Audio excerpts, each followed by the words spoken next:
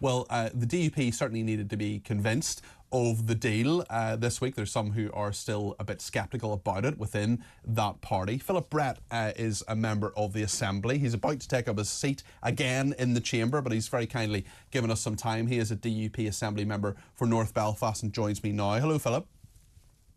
Hello, Peter. How much convincing did you need of this deal this week? Didn't need a huge amount of convincing whatsoever, Peter. Sir Geoffrey set out the details of the agreement that he secured with the UK government, and I think it's clear that right across the party there is clear support for this agreement. What do you like about it? What do you not like about it? I think the key thing is that, and you'll know, Peter, is that Northern Ireland only operates on the basis of cross-community consensus. The protocol smashed that idea here in Northern Ireland, and we have been working hard for the past 2 years to right that wrong. And finally, that cross-community consensus here in Northern Ireland has been restored, and we can all move forward now, working together for the betterment of all of our people. Do you think the last 2 years has been wasted, Philip? I do, Peter, in that the government by the DUP? By the government, who didn't need to take this long to get to this position. You'll recall previous Prime Ministers claimed there was no border in the Irish Sea, that there was no issue with the protocol, but not a single elected representative of the Unionist community supported the protocol. And the DUP has ensured we have an outcome now that can command that support right across the Unionist community. Your former leader, Arlene Foster, now Baroness Foster, says she regrets trusting Boris Johnson, who said there'd be an Irish sea border. This essentially means that when you bring goods from Great Britain to Northern Ireland, that there is essentially a border in the Irish Sea, that there would be checks, and that's part of the deal this week, that those have been minimised. Does your party regret trusting Boris Johnson? That's something that Baroness Foster says she regrets.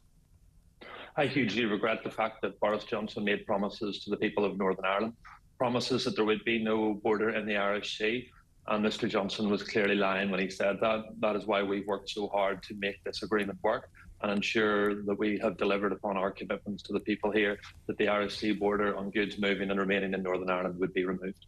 Philip, I hope you don't mind me asking you this, but can you just tell people who are perhaps unfamiliar with your story, the people in England, Scotland and Wales, why you got into politics yourself? I got involved in politics, Peter, I suppose, like most people, to try and make Northern Ireland a better place. Like many people, I experienced the worst of Northern Ireland and lost loved ones at the hands of those who tried to drive us backwards. But my commitment to the people of North Belfast and Northern Ireland was to try and move us all forward. And I got involved in politics to ensure Northern Ireland has a bright future as an integral part of the United Kingdom. I know your brother was a victim of terrorists, and there are some who would say that the DUP are now going to be in government again with those from a different side who certainly excuse terrorism. What was going through your head today in that regard? People in Northern Ireland put forward a democratic proposal. It went to the electorate, and people voted for Sinn Féin. People voted for the DUP and a whole range of other political parties. My job as a unionist is to ensure that Northern Ireland works best. And I believe by having a functioning assembly that can deliver real change for the people in Northern Ireland, that we will ensure that our place is not only secured and safeguarded in the union that this agreement does, but also we continue to build that support right across all traditions and backgrounds, that people's futures are best served here in the UK. It's interesting with the DUP because you're clearly not a united party now. You've got Sammy Wilson, for example, the MP for East Antrim, who stood up in Parliament this week and said there were still problems with this deal. Ian Paisley Jr. is another person who's seen as an outlier in your party.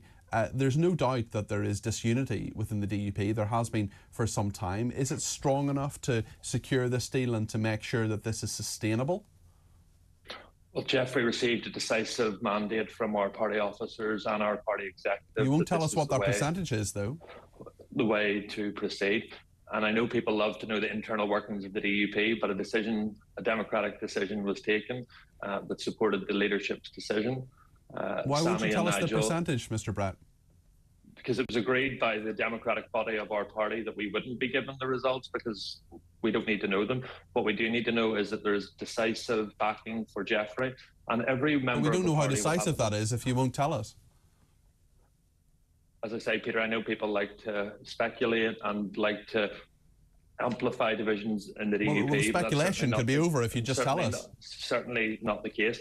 Nigel Dodds, Sammy Wilson will all have vital roles to play moving forward to ensure that the government honour all the commitments set out in Safeguarding the Union policy document that was agreed with the government, and I look forward to working with Nigel, Sammy and all members of our party to ensure that we deliver that as soon as possible. You've got £3.3 billion from the government. Some of it's not new money, but most of it is. A lot of people, perhaps in England, Scotland and Wales, will say, hold on a second, why is Northern Ireland getting so much money here? They already have, as I mentioned earlier in my interview with Deirdre Heenan, a lot more, 15% more spending than people in the rest of the UK. Is that fair? As a representative of the people of North Belfast, I'll never shy away from trying to deliver extra resources for those who need it. But Northern Ireland has a unique place here in the United Kingdom. We're a much more spread out population, and we have the historic issues that your listeners will be aware of. But we also contribute massively to our role in the UK. We produce food for all over the United Kingdom. Our proportion of those who serve in our armed forces is much higher than other levels of the United Kingdom. And the strength of our UK is that we all pitch together to ensure that this is the best country that it can be. What happens, just talk us through what happens in the next part of the day. I know in about 10 minutes or so you have a DUP party meeting, a group meeting to talk about, and then is it right around lunchtime, 1 o'clock or so, the Assembly meets, and then just talk us through briefly what will happen today. Maybe you'll end up as a minister by the end of the day, Mr. Brett. So what will happen, Peter, is, as you say, we'll meet as a party grouping at 12 noon. And at 1 p.m, ministers to the Northern Ireland Executive will be nominated and put into place. We will elect a speaker to ensure that we can have our business for the next number of weeks. And now it's time to roll up our sleeves, all parties together, working to deliver the best outcomes for all the people here in Northern Ireland.